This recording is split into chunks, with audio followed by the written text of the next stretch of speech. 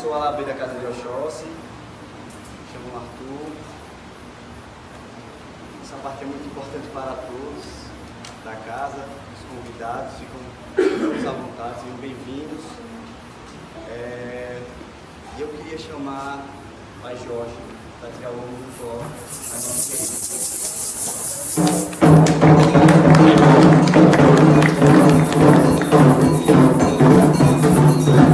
Boa noite a todos. Boa noite.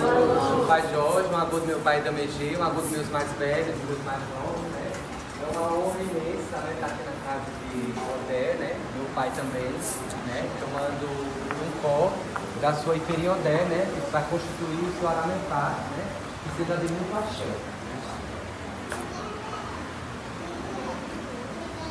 Vocês ouviram?